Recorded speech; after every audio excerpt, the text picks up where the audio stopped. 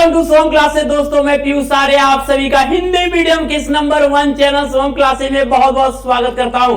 मेरे प्यारे क्लास 12 के सभी होनहार विद्यार्थियों जिन्हें करना है 2023 बोर्ड परीक्षा की तैयारी, तो मैं बता दूं कि आज आपके इंग्लिश पोएट्री का लेसन 2 जिसका नाम है an elementary classroom in a slum, एक गंदी बस्ती में एक प्राथमिक स्कूल, जिसकी पूरी आपके एक एक लाइन की समरी मैंने हिंदी में बता दी है। और जो भी स्टूडेंट अभी इसको नहीं पढ़े हैं वो शुभम क्लासेस की प्लेलिस्ट में इसके पूरे समरी को देख सकते हैं, इसके अर्थ को जान सकते हैं। तो सबसे पहली बात होती है सेंट्रल आइडिया। मेरे प्यारे बच्चों, ये सेंट्रल आइडिया हमें जानना है तो मैं आपको बताना चाहूंगा कि सेंट्रल आइडिया होता कितने मार्क्स का ये भी जान लो।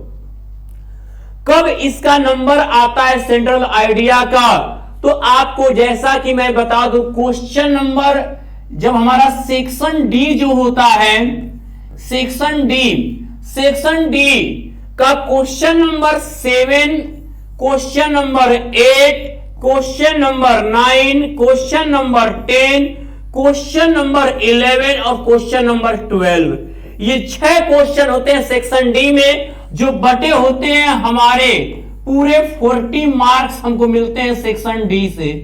ठीक है, यानी टेक्स्ट बुक से सेक्शन डी होता है, जो आप किताब इंग्लिश की पढ़ रहे हो उस किताब से 40 नंबर आते हैं। तो कहां पे पूछा जाएगा? 7 और 8 आपका इंग्लिश प्रोज से होता है, 11 और 12 आपका सप्लीमेंट्री रीडर से होता है। ठीक है, रीडर से होता है। अब आपका 9, क्वेश्चन नंबर 9 और क्वेश्चन नंबर 10 की बात हो रही है। क्वेश्चन नंबर 9 मेरे प्यारे बच्चों, आपका यहां पे आपका पोयम दे के उसके नीचे क्वेश्चन और ये आपका सेंट्रल आइडिया, ये होता है आपका पोयम से।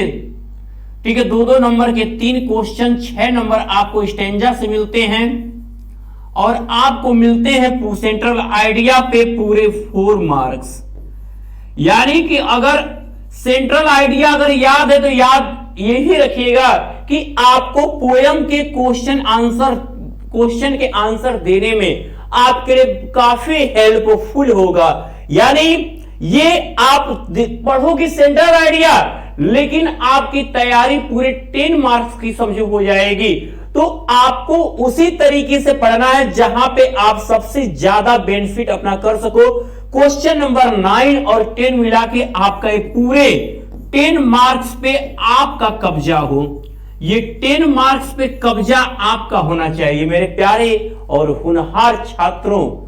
ठीक है, और एक सबसे बड़ी बात, इस क्वेश्चन को तो आप जान गए। अब आते हैं हम आपके इस टॉपिक की तरफ, जो हमारा इस सेंट्रल आइडिया है।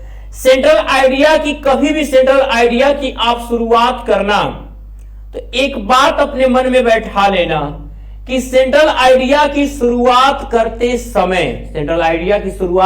समय हमें सबसे पहले उस कविता का क्या चैप्टर नेम याद होना चाहिए और उनके पोएट नेम या पोएटिस नेम याद होना चाहिए। आपका पहला पोयम का आपने लर्न किया, सेकेंड पोयम आपने an elementary classroom in a slum पढ़ रहे हो। इसमें आप करोगे क्या? जब सेंट्रल आइडिया आएगा आपको इसे क्या होते बच्चों, मैक्सिमम आपको 80 वर्ड्स, 60 to 80 की लिमिट होती है। इतने वर्ड्स में आपको सेंट्रल आइडिया कंप्लीट करने होते हैं। ठीक, अब यहां पे जब हम बढ़ेंगे तो हम क्या लिखेंगे कि the poem an elementary school, an elementary classroom in a slum. ठीक है, an elementary classroom in a slum, ये चैप्टर का नाम हो गया। और चैप्टर का नाम हमेशा सिंगल इन्वर्टेड कॉमा, डबल नहीं लगाओगे, सिंगल इन्वर्टेड कॉमा में हर एक वर्ड का पहला लेटर कैपिटल लेटर करके लिखोगे। An elementary classroom in a slum, ठीक है। यहां पर फिर इज, ठीक है, इज कंपोज्ड बाय, कंपोज किया गया यानी रचा गया है, इसको एज अ रेफरेंस के रूप में लिखना यानी संदर्भ के रूप में लिखना होता है। पहला starting by single inverted comma में थोड़ा बड़ा करके लिखोगे स्टीफन स्पेंडर, यानी कि यह कविता स्टेफन स्टेमर द्वारा, ठीक है, एन एलिमेंट्री क्लासरूम, ठीक है, Kavita an elementary school classroom in slum, ठीक है, स्टीफन स्टेफेंडर द्वारा क्या है, रची गई है। अब उसके बाद इस कविता में क्या बताया गया कि एक प्राथमिक पाठशाला है जहां पर बच्चे क्या होते हैं, पढ़ने से चूकते हैं, ठीक है बच्चे, ध्यान देना। अब वहां पे इट इज बेस्ड ऑन, ये आधारित है, इट इज बेस्ड ऑन, ये आधारित है। अब बात आती है कि किस पे आधारित है।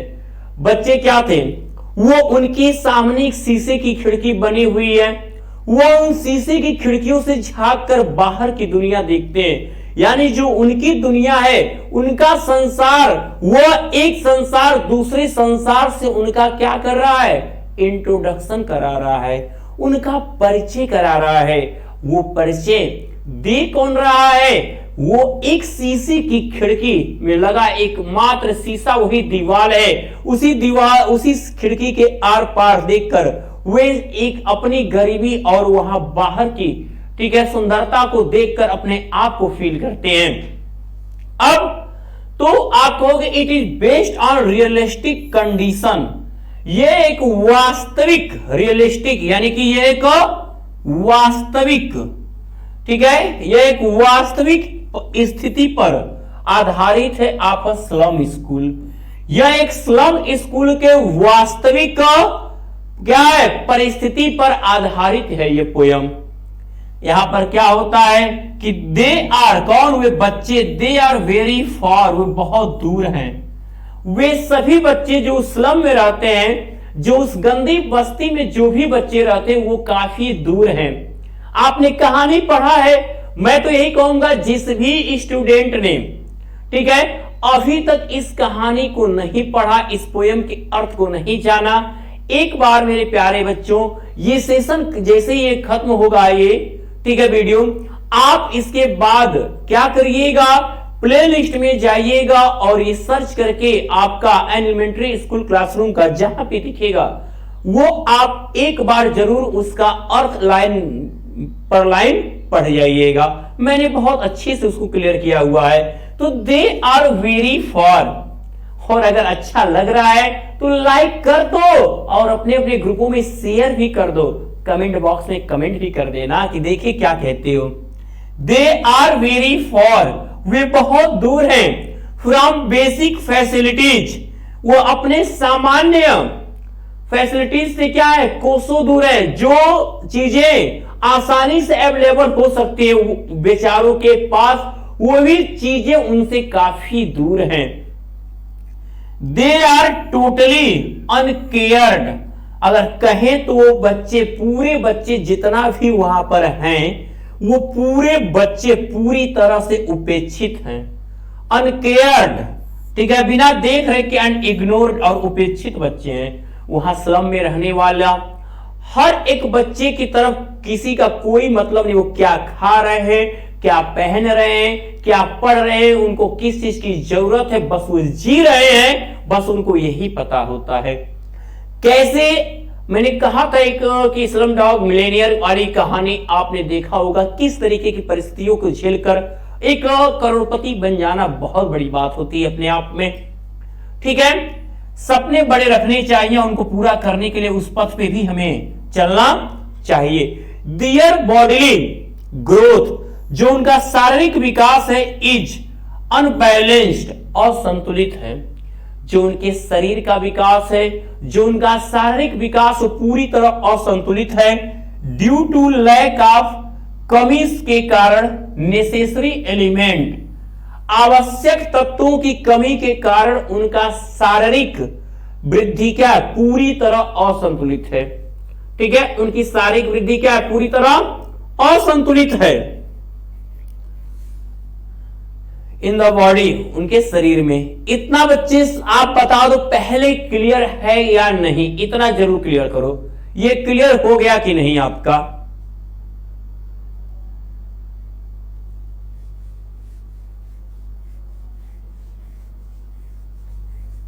ठीक है, इसके बाद बच्चे अभी देखो कुछ चीजें बताने के पहले हम आपको दो चीजें बताना चाहेंगे।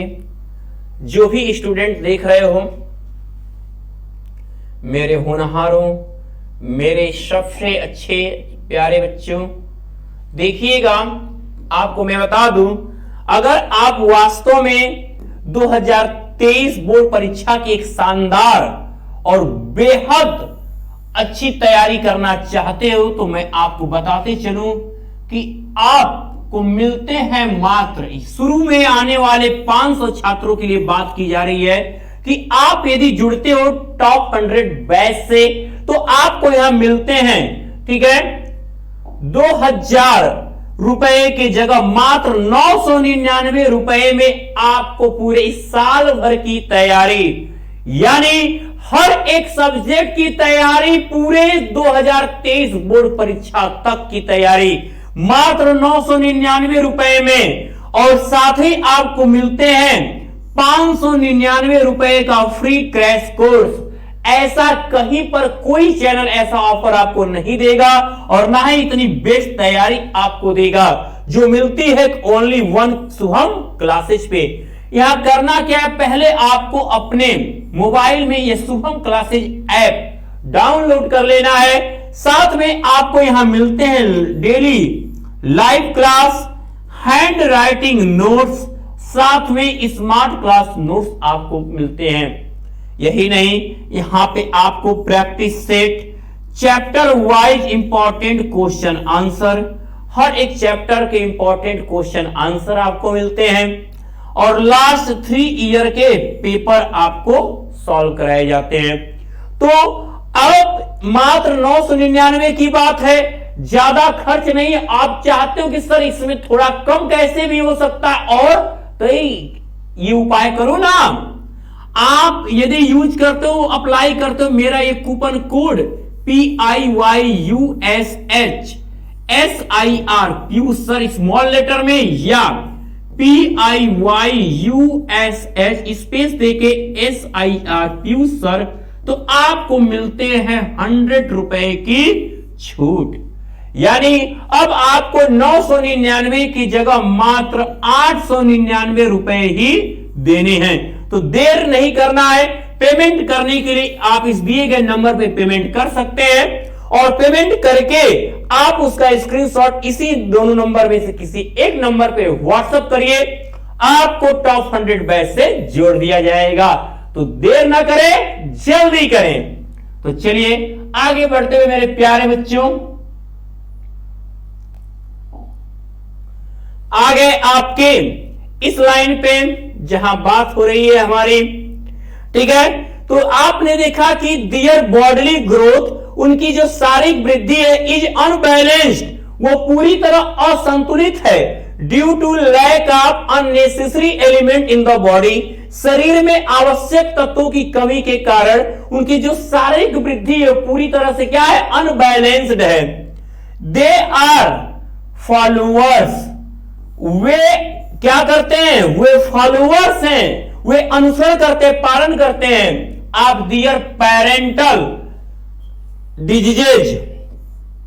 उसमें आपको एक लड़का है जिसकी क्या है, चूहे जैसी आंखें हैं, अखबार जैसा दिखने वाला लड़का, चूहे जैसी आंखें हैं। एक लड़का जो डेस्क पर बैठ के पढ़ रहा है, जो अपने पिता के ही गठिया की बीमारी को रिसाइटिंग दोहरा रहा है, यानी कि दे आर फॉलोअर्स, वे सभी क्या है, ग्रसित है, पालन कर रहे हैं दियर पेरेंटल डिजीज, अपनी पारिवारिक अपनी आनुवांशिक बीमारियों में पड़े हुए हैं। जो बीमारी उनके मां बाप को थी वही बीमारी उनको भी जकड़े हुए हैं। दे ड्रीम ऑफ फ्यूचर, वे फ्यूचर के सपने देखते हैं कि आगे हम भी ऐसे बनेंगे, हमारा ऐसा ही मकान होगा, हमारी भी ऐसी पढ़ाई होगी। सपने सबको देखना है, पूरा करने के लिए किसी मेहनत करनी है। किसी के सपने क्या होते हैं, रूप बनते हैं और तुरंत पूरा हो जाते, किसी सपने को के लिए संघर्ष करना पड़ता है, किसी के सपने सपने ही हो रह जाते हैं। तो ये जीवन है, सबको संघर्ष तो जरूरी, पहले डरे ना।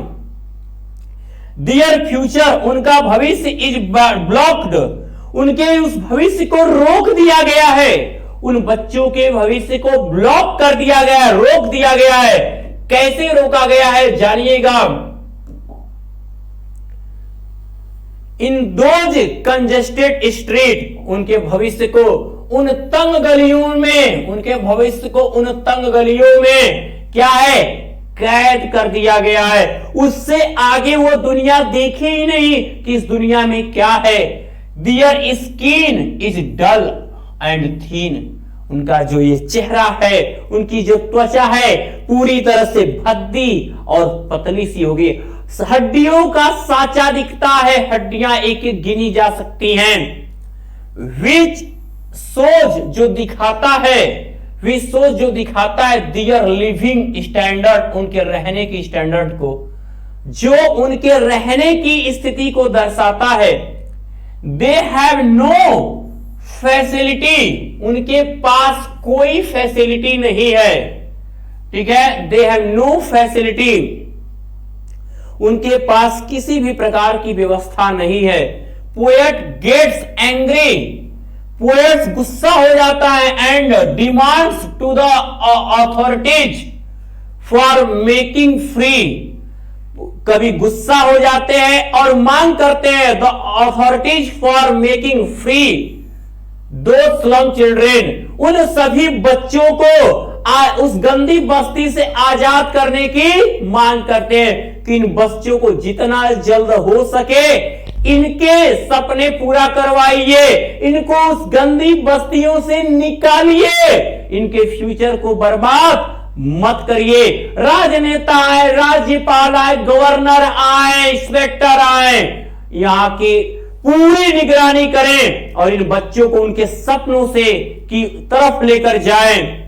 एंड प्रोवाइड देम, और उन्हें प्रोवाइड किया जाए एजुकेशनल, उन्हें शिक्षा प्रोवाइड की जाए। ये बात कौन का, स्टीफन स्पेंडर कहते हैं, गुस्से में बोलते हैं।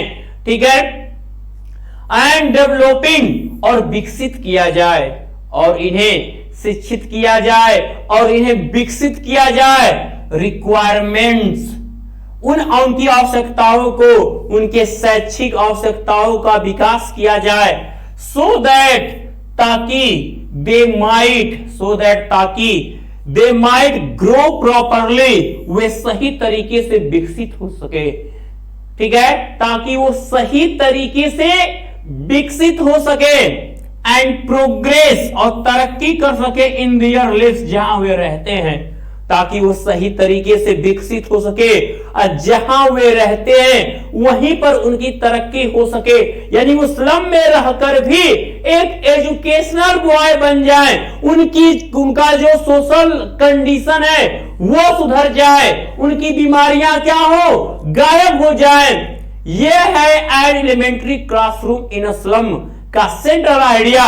मेरे प्यारे बच्चों, जितने देख रहे हो, आपसे यही मैं कहूंगा, इसे लाइक कर दो, शेयर कर दो और सब्सक्राइब करना मत भूलना और बेल आइकन प्रेस कर लेना, ताकि हर एक वीडियो की नोटिफिकेशन आपके पास जाए और आप हर एक क्लास की बेटर तैयारी करें और जल्द से जल्द टॉप 100 बैच से जुड़ने की कोशिश करें। तो मैं पीयूष आर्या लेता हूं आप सबसे विदा। Good luck.